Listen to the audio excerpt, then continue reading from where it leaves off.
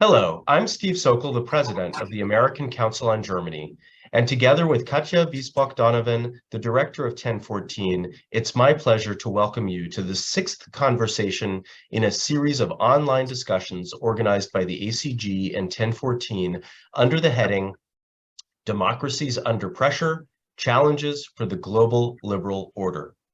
In recent years, we've seen internal and external challenges to democracy and waning trust in democratic institutions and practices. Putin's war in Ukraine underscores these challenges to democracy and to the global liberal order.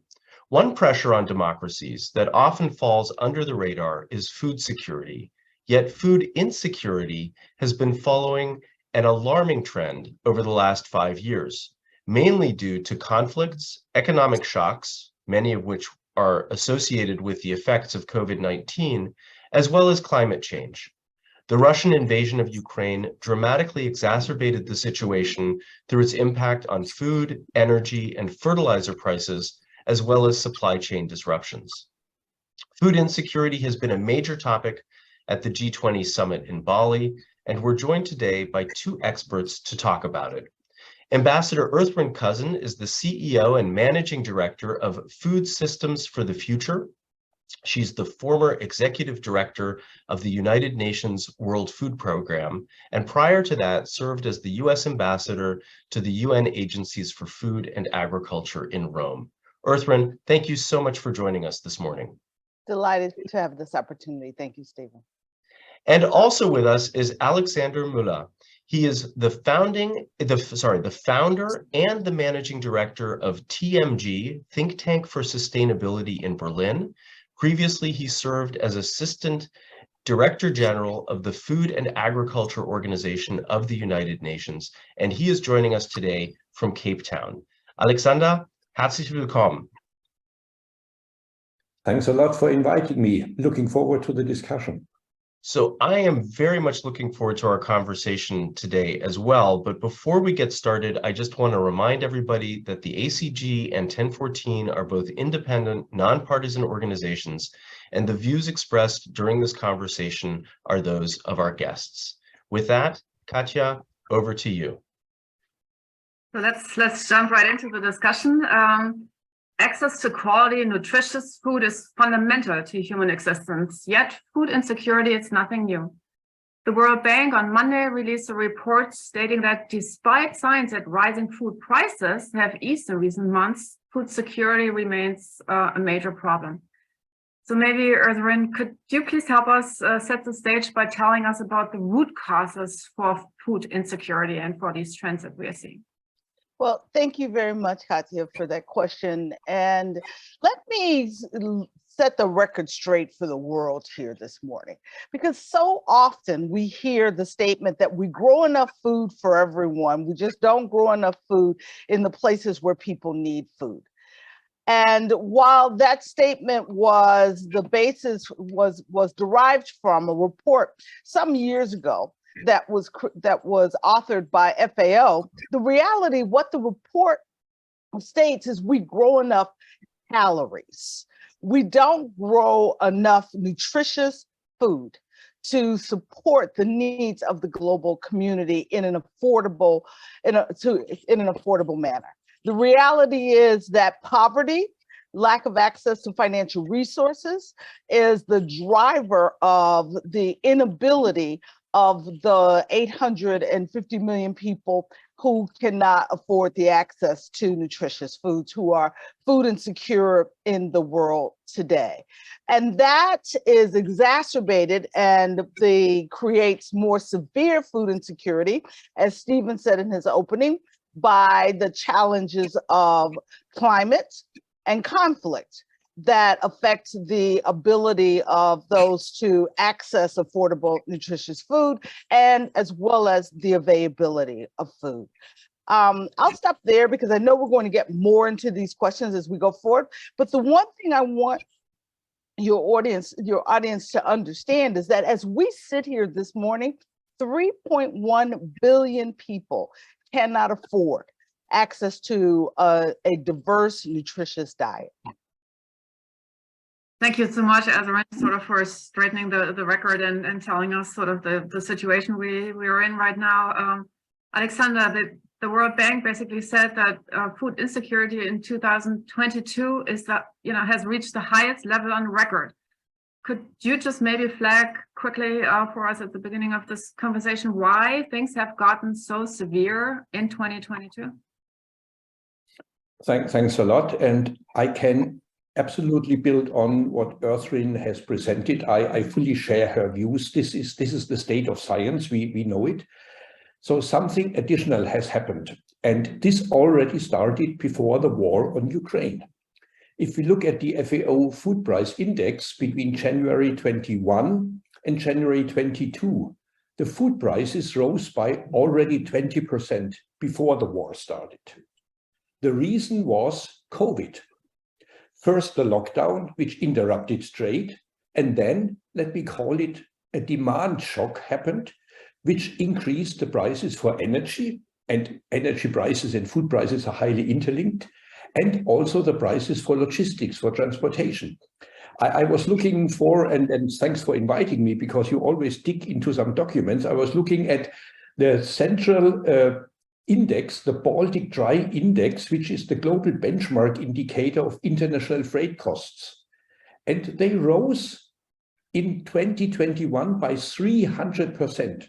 So we had already the shocking fact that we have 800 million people hungry, 2 billion people being malnourished, and then COVID. And then the war in Ukraine interrupted trade from Ukraine and Russia to people who need it. Energy prices increased, and there the fertilizer prices got high.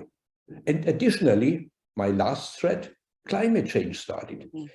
I am currently in South Africa, and we are organizing a conference with municipalities, private sector, and NGOs from Cape Town, from Nairobi in Kenya, and from Ouagadougou in Burkina Faso.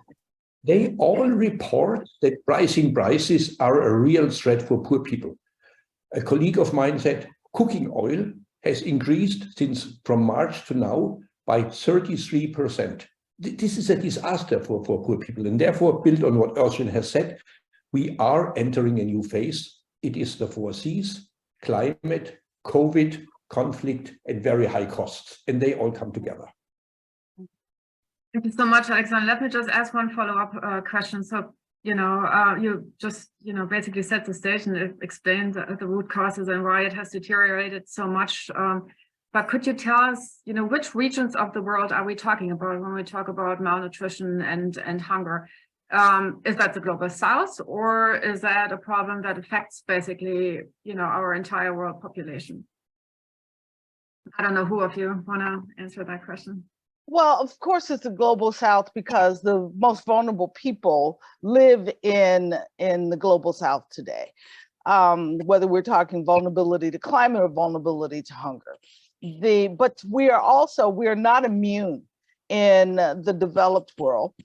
We are seeing increases in all of our countries of those who are food insecure. Here in the United States, of course, we've seen an increase in the number of those who are seeking assistance from food banks as a result of increased prices of food. And so this is much like COVID again, the lessons that we learned, problems over there, problems everywhere. Thank you. Let me maybe add 2 figures. If we look at kilocalorie intake, then more than 500 people in Asia are suffering from hunger, and 230 million people in Africa. We know that Africa's population is growing from 1.5 billion now, expected at the end of the century, this is a long way ago, but to triple. And therefore, it looks like that Africa will have the biggest challenges. While this is very often forgotten, Asia today has the highest number of hungry people. And please never forget what Ertharin has said at the beginning. We have the double burden of malnutrition. We have 2 billion people being malnourished. They get enough kilocalories, but they are getting obese, they're getting sick. They can fulfill their full potential because there is no adequate or healthy food for them. It's cheap junk food with kilocalories. And that's the future challenge we have to face. I'd definitely like to come back to malnutrition and sort of the public health elements a little bit later in the conversation. And I'd also like to come back to inflation, because I know that Katja has a couple questions about the global economy. But I'd like to sort of unpack a couple of points that both of you were raising that had to do with availability of food and supply chains. I was reading an article in preparation for our conversation today, and I think a lot of our viewers know that one of the world's bread baskets came under assault in the war in Ukraine, not just Ukraine, but also Russia as suppliers of grain. But one of the pieces that I was reading from a crop scientist said, sure, there might be a regional crunch, but there's not a global crunch. There have been record crops in places like India and Australia and elsewhere. And his argument was there's enough food to feed everybody. We just need to get it to the right places. It seems to me that that's a challenge even under the best of circumstances. And yet with the kinds of supply chain disruptions that you were both talking about, it makes it even more difficult. Can you help us understand that a little bit better? Yeah, and that was where I started, Stephen. I know. That comment that you made, with there's enough food, if we just need to get it to the right places. 70% of the calories that we consume are from what, Alexander, four crops: wheat, corn, rice, and soy. And if you take those crops, those are the calories that we consume. Mm-hmm. They do not provide a diverse and nutritious diet that will provide for the support that is necessary for the nourishment for a healthy lifestyle. And so the reality is that, yes, we do produce enough calories, but what is required to support the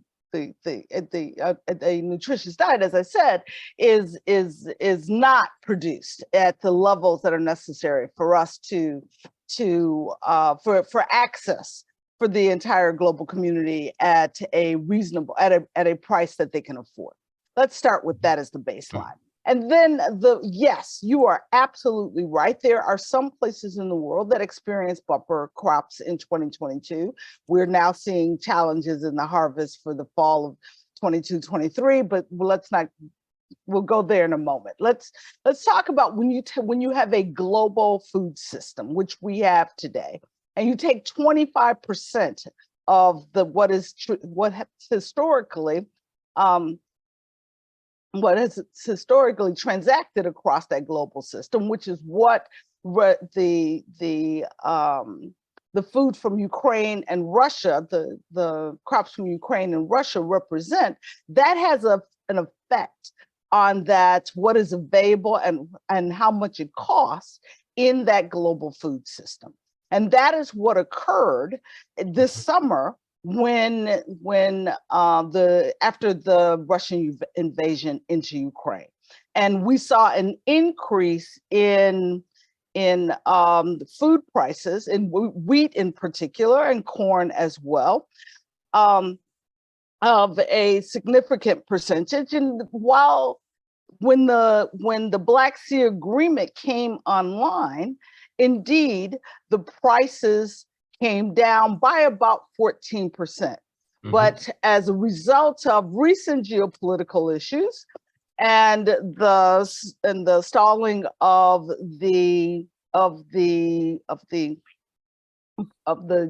transport out of the Black Sea again, we have again seen prices increase.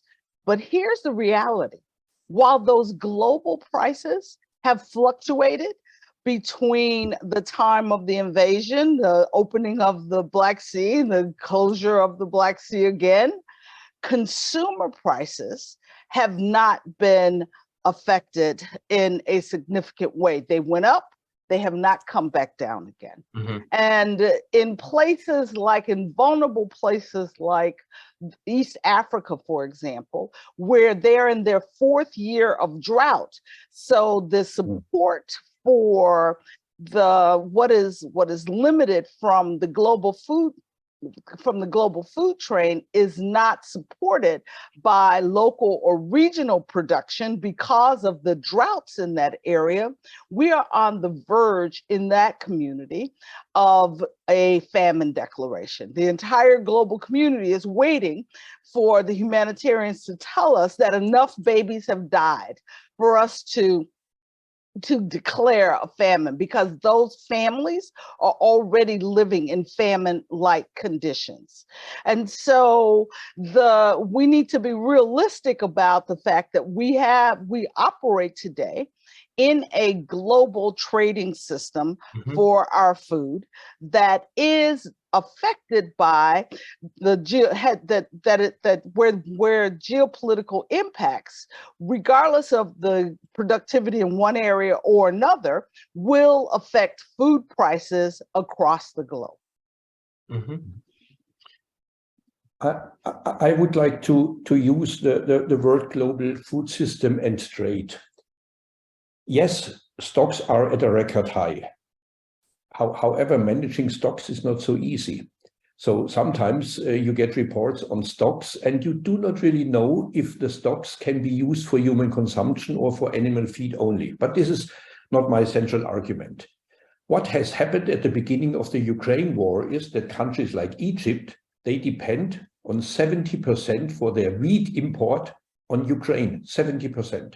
Eritrea, 90%.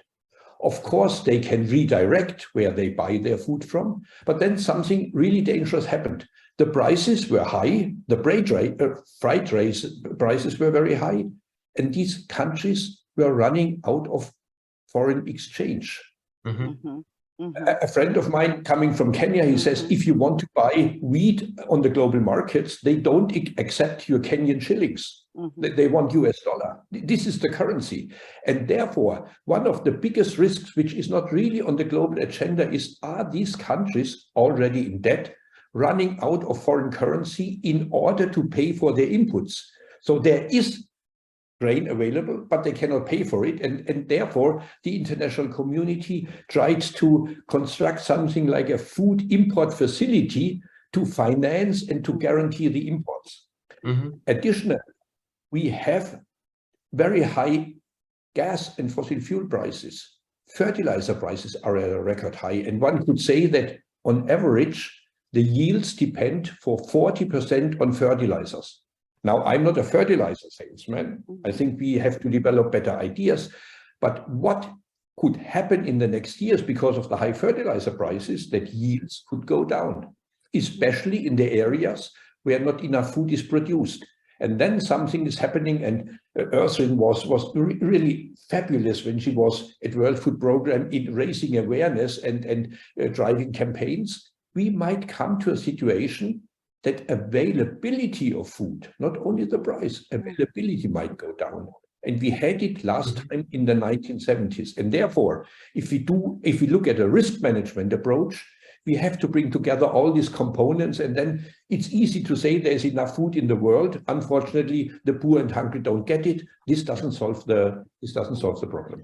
So one of our viewers can I just jump in there for 1 second before you do, because he brought up such great points, and that I think we need to I'd like to underscore. One is finance, and government finance in this instance is so important, because so many of these countries, from Egypt to Ghana, depend on subsidies of food for their populations.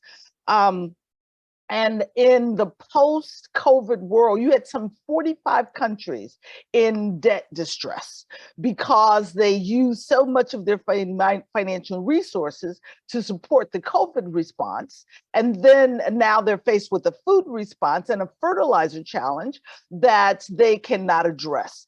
And the IMF, indeed, as Alexander noted, has created a new food facility to support those countries. But the reality is, it is again debt, creating more debt for these countries that are already facing debt challenges, exacerbating their ability to support the food security needs of their country, their citizens, by burdening them with additional debt, which is a short-term fix, but creating more longer-term problems potentially.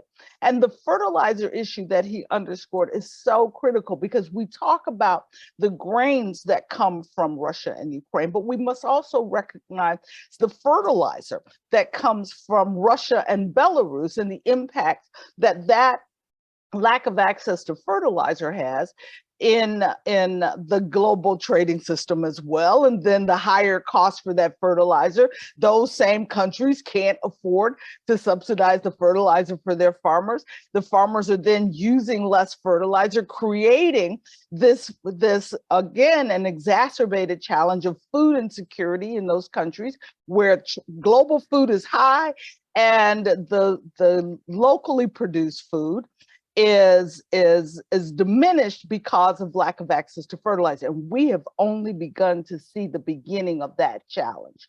Because when the war in Ukraine began, the planting seasons in East and West Africa were just beginning as well, and many farmers planted with far less fertilizer, and those harvests are just beginning to come online, and they are far less than they were in comparison to the previous planting season. And so we know that that fertilizer problem has not been corrected, and the challenge of access to the food, access to a food system, whether it's the international or the regional and local food systems, is not providing the necessary food for the consumption of the populations in these vulnerable locations across the globe, increasing food insecurity. So actually, Ertharin, I'm so happy that you jumped in, because one of our viewers writes or observes that since we've seen that a regional conflict can become an issue for other parts of the world when it comes to food security, sort of what's the solution going forward? And this individual is from Nigeria and actually says things are pretty urgent, because if there isn't some sort of a solution within the next 6 months about high food prices and other basic needs, there will be conflict in other parts of the world, and this will also lead to migrationary trends to Europe, to the United States, and push social welfare nets under tremendous amount of pressure as well. So I guess one of the questions, the big question is, what's the solution going forward? But this person also is curious as to why developed countries are not investing more in places like Africa to encourage large-scale agriculture and to try to reduce some of the food insecurity challenge. So many great questions, so little time. The reality here let's unpack that a bit, because and start with me supporting the statement that was made by the questioner, that we must invest in regional and local food systems. That is an imperative. Whether we're talking in the United States, or Germany or Nigeria, the ability of communities to support their own food needs, supplemented by a global food system, is quite critical to not only meeting the challenges of food insecurity, but also the evolving challenges of the impact of climate on our food system. What I'm calling it is preemptive humanitarian action. We need to invest in the ability of local producers to support the production of nutritious food, not just grains, but local foods, like whether it's teff or sorghum or produce in different regions, that will will ensure the ability of consumers to afford a diverse diet.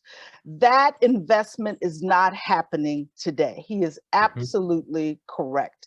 And in places like Nigeria, where the world is not even paying attention to the fact that southern Nigeria, which is a breadbasket area of the country, was affected by a flood a few weeks after the Pakistan flood, washing away the crops of the farmers there, impacting not only their economic ability, but their ability to produce the food that is necessary to support the consumers who rely upon them.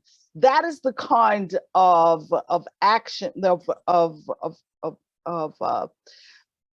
neglect. I'm trying to find a nicer word, to neglect by the developed world in the investment that is required for communities to support their ability to continue to grow food. We're seeing too many new biological and digital tools coming online to support the production of food, that the production of seeds that are drought tolerant and more drought resistant, that new seeds that are wind resistant, that will support the increasing production that is required at the local and regional level. But they are coming online for affluent farmers, and they are not being distributed and supported with businesses in the developing world that will allow for these farmers to access these tools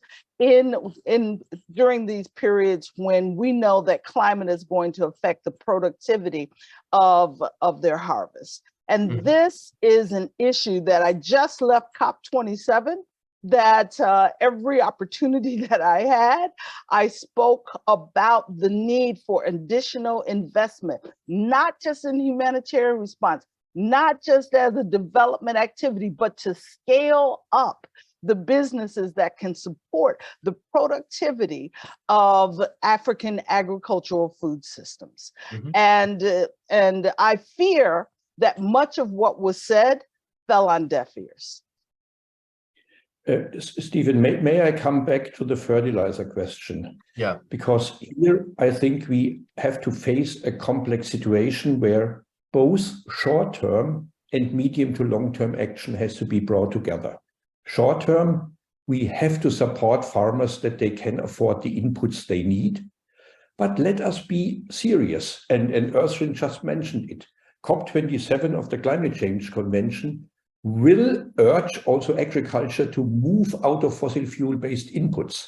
We are currently having a situation that we are using on average 7 units of fossil fuel inputs to produce 1 unit of food. We are using fossil fuels input to an extent that is not sustainable. And therefore, the short-term support is fertilizers, financial support, but we have to go beyond. The current system is not sustainable, and there is an issue with nitrogen. Currently, many farmers don't have enough nitrogen, but the world has an overflow of nitrogen. And I can only predict that what is CO2 today will be N tomorrow. We will have a discussion about a huge overflow of nitrogen, not at the wrong places, and therefore we will have to change the way we are doing agriculture. It needs to be productive. It needs to be adapted to climate change, but it also has to be honest that fossil fuel inputs will not have a future. Otherwise, we don't get global warming limited. And we will have to face nitrogen as one of the upcoming threats for humanity. And you can see everything comes together in agriculture. And our colleague, our participant from Nigeria is right. Food security, food insecurity translates into social instability, into migration, into unrest. We have learned it, Ertharin, when we were in Rome together, 2008, with higher food prices in 22 countries of the world, you had social instability because of high food prices. And now we have multiple threats additionally to it. And therefore, it's worthwhile to look at global collaboration to find new ways to be open-minded, but to be very clear, the old type of agriculture will not solve the problem we are currently seeing. Let me agree and disagree with my friend Alexander, as I often do. I think he's absolutely right about the need for solutions that will ensure that our agricultural system is more productive, but productive in a just and sustainable manner. We need an agriculture system, as he noted, that meets our food system that meets our environmental needs, our human health needs, as well as providing for the economic return to all stakeholders across this food system, particularly farmers. But the reality is we will have a diversity of solutions that are used appropriately to support the soil and the context in which the agriculture and work is performed. And indeed, that will include some chemicals and fossil fuel based fertilizer solutions, but not in the way they are used today. We must use digital technology, satellite technology, AI, to provide the soil with what it requires to produce the most valuable crop possible, while also ensuring that we are not continuing the harmful practices of the past that Alexander noted of overusing fertilizer to affect groundwater, to affect as well as to affect the emissions from our agricultural production. We can do that with a diversity of solutions that include some of the chemicals that we are using today, using them in a better, more precise manner, along with cover crops and lower tilling are all part of creating an agriculture system that is much more regenerative and less extractive than it is today. Thank you so much. So that was just a range of topics that and I would love to take all this up in the conversation. I mean, this how to create the agricultural system in a sustainable way moving forward, while at the same time, making sure that there's enough that's being produced. I think it's a huge topic. Another huge topic, of course, is security and consequences of food insecurity, such as migration and instability in countries and all of that. So I'd love to get to that later. But let's just take another look at the economic situation, because you already talked about that, and there are so many things that you mentioned that also worth drilling into a little deeper. So, we all know the economic situation is not looking good. In Europe, there's big talk about a recession.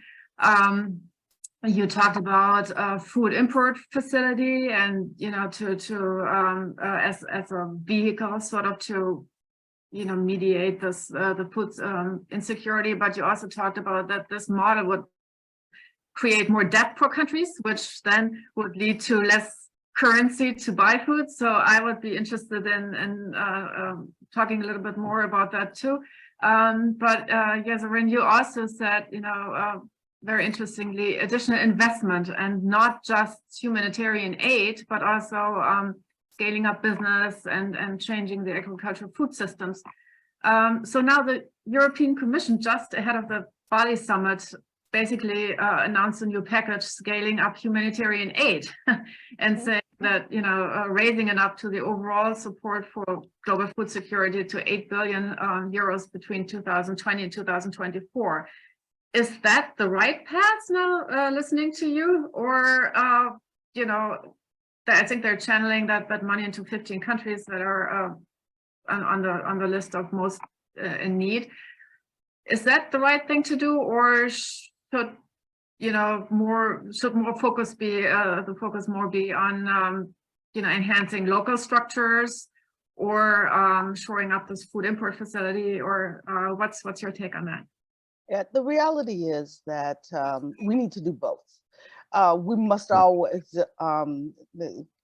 address human suffering.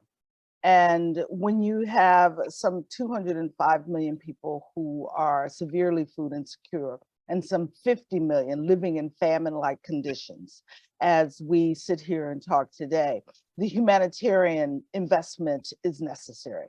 But the question becomes, what should that humanitarian investment include?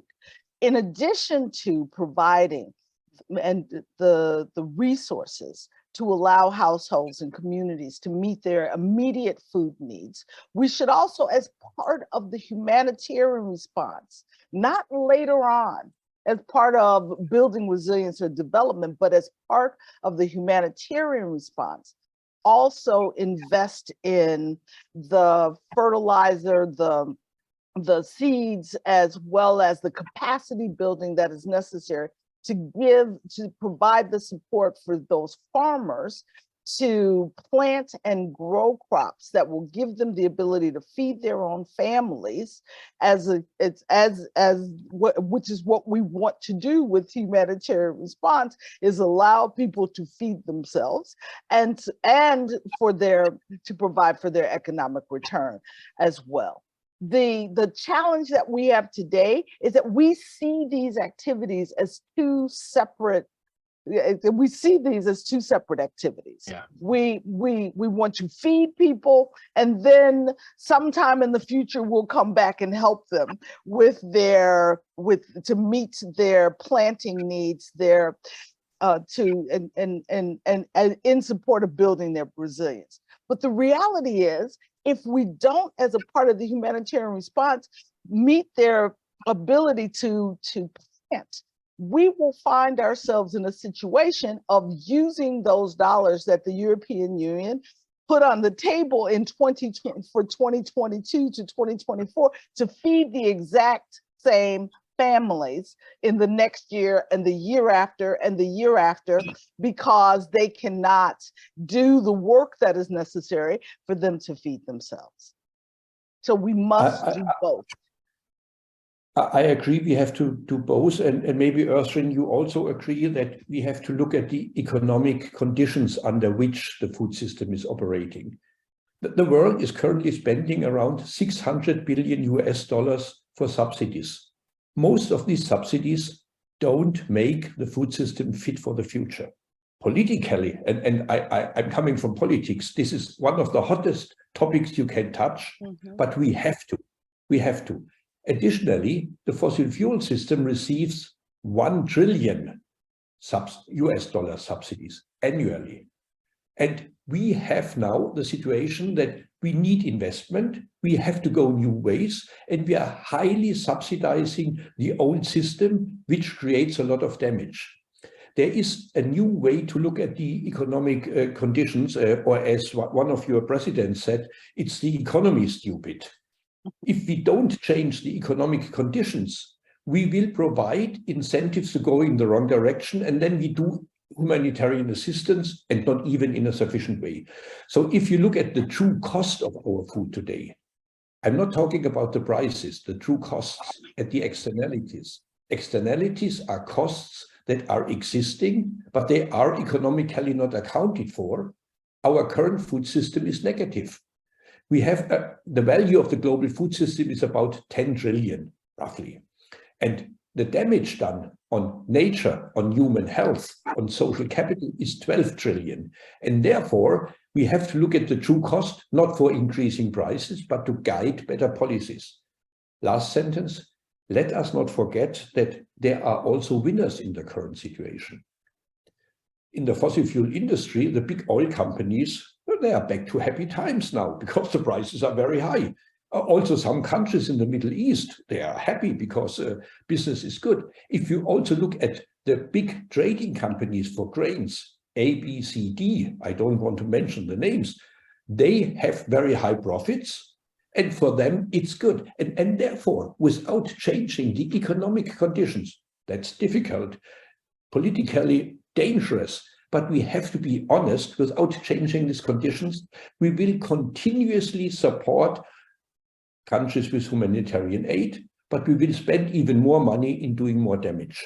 And last sentence, if climate change additionally comes to it, then we will see a food system in fire, not next year, but in the years to come. So we have some time and we need bold discussion. And therefore, I'm happy to be here to work on a way forward for complex, intertwined problems that have to be solved because it's about the future of humanity or the future of our children. You know, I agree somewhat with my friend Alexander again, but what I would suggest, I would argue, not even suggest, would argue, is that even if we fixed all of the subsidies, the government subsidy, $600 to $800 billion per year in subsidies globally, it's not enough to support the changes in the global agriculture system that is required for us to make the type of productive food systems across the globe that will meet our environmental, human health, and the financial needs. We must have more private sector investment. And we will not have that private sector investment if we don't begin to identify the opportunities to de-risk capital, to bring private sector capital into places that it has failed to historically flow because private sector asset managers and owners determine that these areas, this asset of agriculture and food systems is too risky, particularly in places like sub-Saharan Africa, to invest private sector capital, even as debt capital. And that must change. And that will only change if we can use much of the public sector capital and the philanthropy capital that that Alexander was referring to as concessionary capital to de-risk capital stacks that will ensure the ability of capital to flow into those businesses and that can scale up to address and create the food systems that we need that can produce at the local level. The point that Alexander was making about our food system today creating much of the biodiversity challenges that we see because we invest inappropriately in how we produce. He is absolutely right. We must change. We must make the land under cultivation today more productive in order to avoid the need for expanding into the forests and peatlands and grasslands that support the biodiversity of our planet. And that won't happen if we continue to perform with the same type of, as he noted, subsidies that without regard to the impact that our agriculture system has on not just the soil, but upon the water as well as on biodiversity. Thank you so much. Yes, go ahead. This debate requires that we have a platform where this exchange can take place and we can find appropriate answers to the difficult question Ertharin has raised. And therefore, I strongly believe that the problems in the international food system cannot be solved by one country. There is no country in the world that can solve the problems on their own. It requires international collaboration. It requires an independent but very active agency such as FAO, which is the independent platform where we can have this exchange and can have better solutions. Unfortunately, the multilateral system currently is not really on top of it. There are many reasons, but we have to find a way to drive things forward. Otherwise, we will end up being good in describing and analyzing the problems, but not going forward towards solutions where the different threats from climate, from costs, from COVID are coming together. And this is, again, a question of peace and stability. I can use only one example. I have been member of the Global Crop Diversity Trust. This is an organization that has seeds, and they are in the permafrost in the Arctic in Svalbard. It would require 50 to 70 million every year to ensure that we safeguard the seeds for the future for everybody. There's not just enough money there. And we know that no country in the world can produce seeds without exchange of germplasm and others. So we are very short-sighted, even when there are solutions that are that are easy, and we are shying away from controversial discussions on how to do things better. That's a real change. Starts with thinking. Do we have the space? Do we have the platform to discuss seriously about what needs to change and to learn from each other? Thank you so much. So I think that these were like super interesting points that you both made. I mean, first of all, just the public sector of one country cannot deal, with it alone. It needs support from the private sector. So the private sector has to be engaged, but then also we need international cooperation sort of to make this all happen, because the scale is just too large and the problem is too interconnected sort of to go from just one tier, basically. So just one quick follow-up before we dive into these other topics that you also mentioned. Private sector investment, you said it's too risky and we have to do something sort of to eliminate this risk and take public capital, discuss it on an international forum sort of to de-risk. Could you just very briefly say how can we de-risk these investments? Right. Many private sector investors that I've spoken to have underscored the need for concessionary capital to support first loss. And I think that until we build a historical database of success for investment in sub-Saharan Africa and in the food system as an asset class, that we are going to need to provide this type of first loss capital in order to attract the amount of private sector capital that is required for the changes that are necessary. Yeah, Alexander, do you have anything sort of to? Yeah, we have to recognize, and Ertharin spoke about it, that we need investment in areas where we currently see conflicts. No one is going to invest in these areas. We know it. It's not even possible to de-risk something. You won't get capital. And therefore, we have in parallel support humanitarian aid.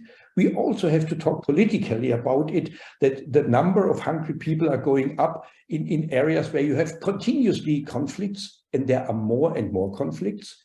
And then I would like to start a serious discussion about what means de-risking. I was a little bit involved in the energy sector, and we were talking with big energy companies. What are the conditions under which you would invest in a country that is at risk? Their answer was easy. You, the public sector, you take all the risks, and we need a 20% return on investment, and you have to guarantee it. And this is not the way it's going to work, because private sector also has to do some risks.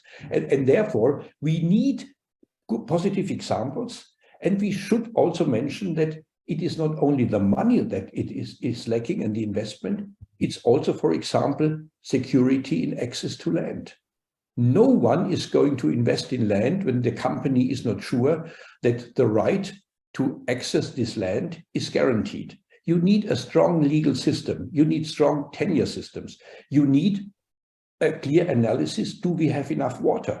And not on average enough water. You see, Pakistan has on average enough water, but they had 52 degrees centigrade last year in summer, and then 30% of the country was flooded. So you have also to talk about the environmental conditions under which investments can be secured. And this is the whole package. And then de-risking support to investment makes a lot of sense.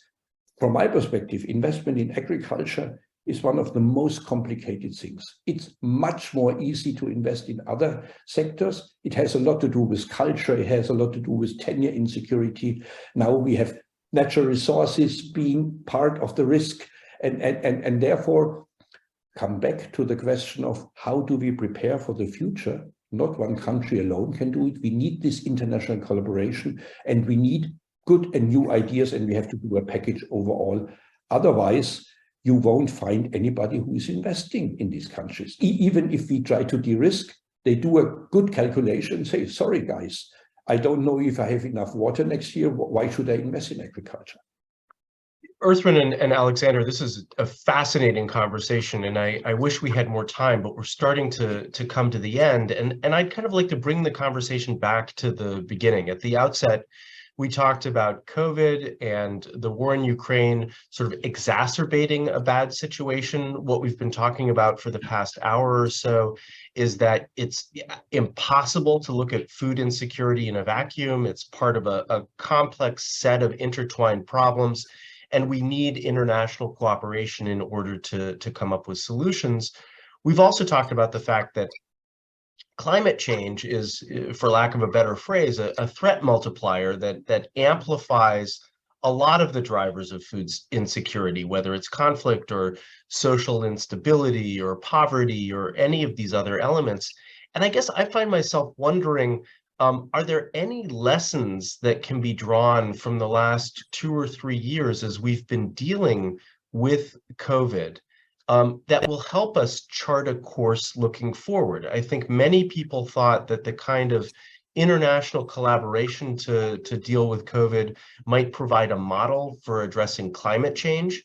But I'm wondering now, sort of, are there any lessons that we can take from the experiences and the challenges that will help us find ways to shore up food production, to reduce current shortages in food supplies and the right kinds of food, but also to help make supply chains more resilient and to help us sort of avert or lessen future disasters? Ertharin, you were nodding, so maybe you want to take a first shot at that.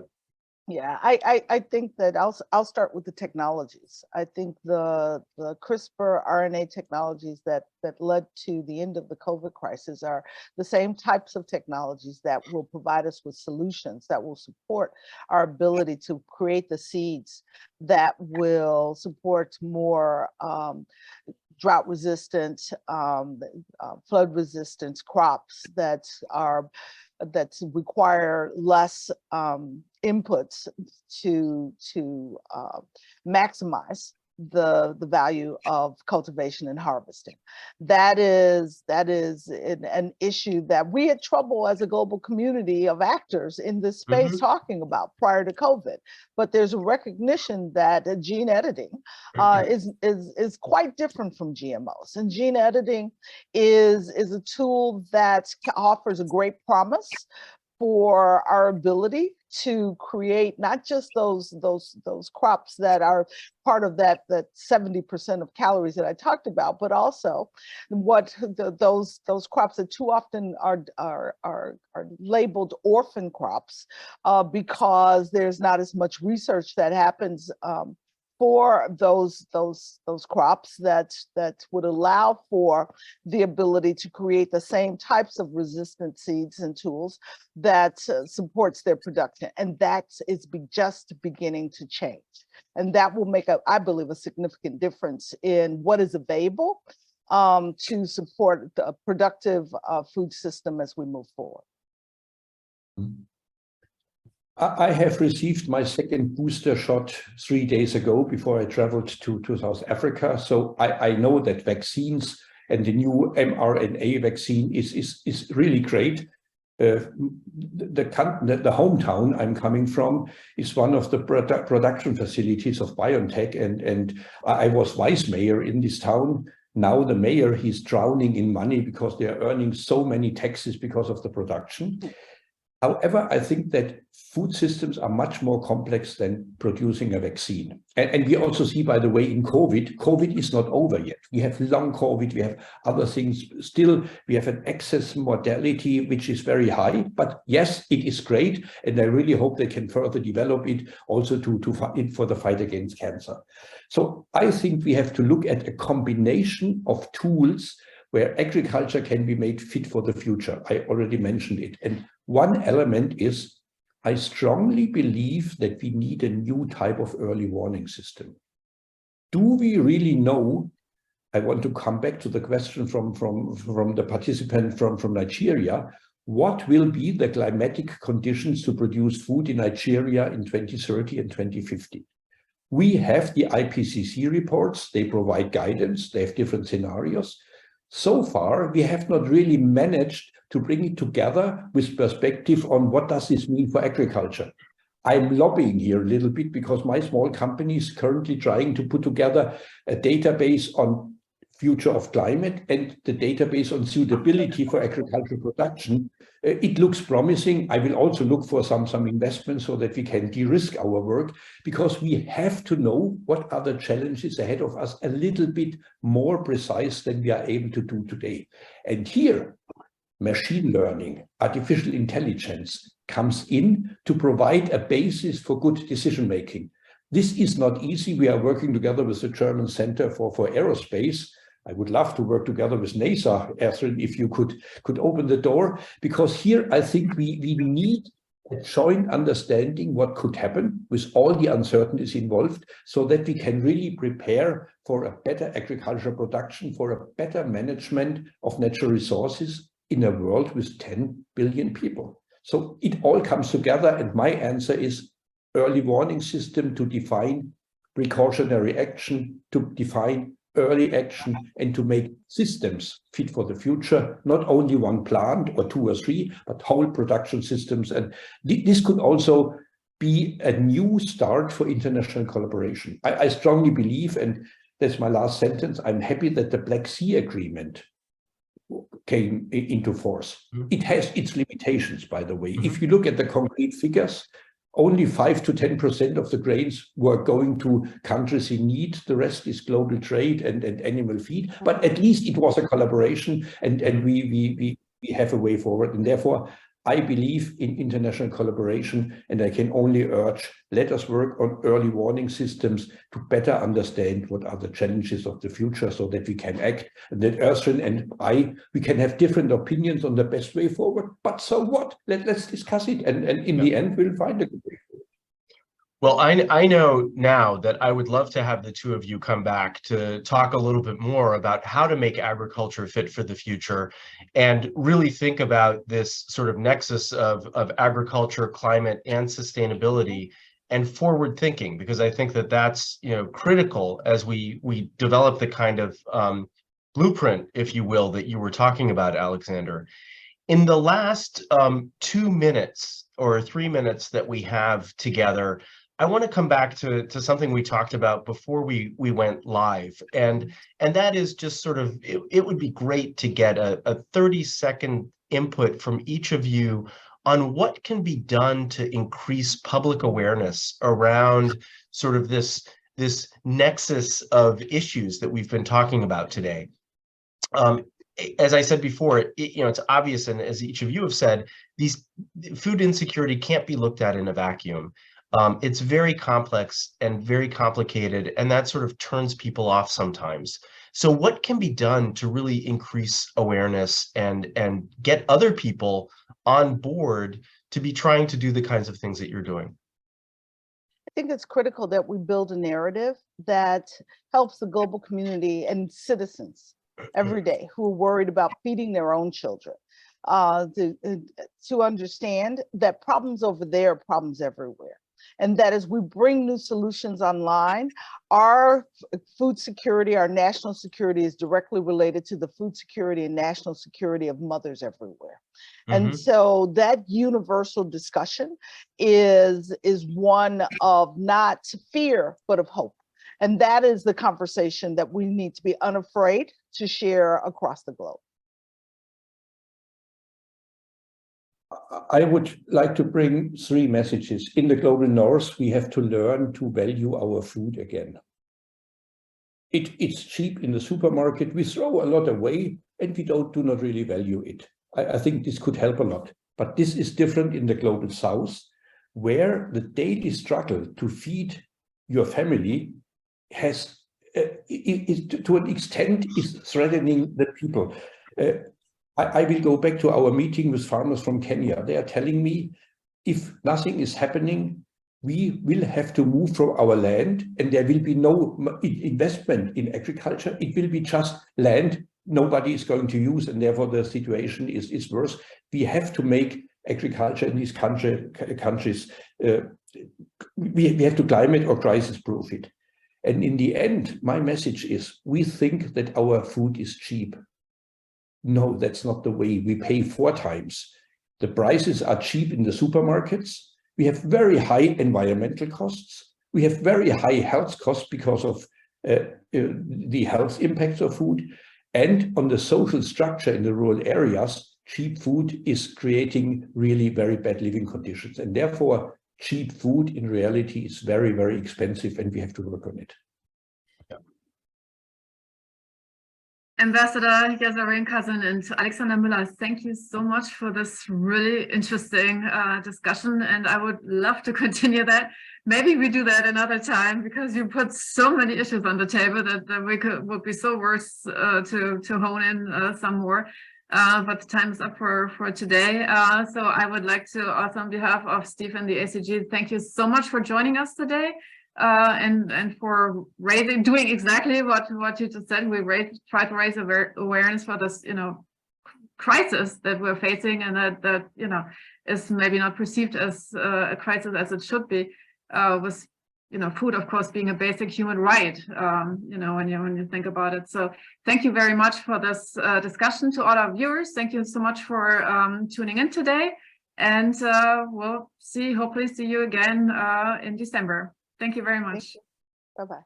Thank you for the moderation, and thanks to the participants, where I can see some names of people we have met before in Rome, Ertharin. So it's also nice to be people again. Thank you.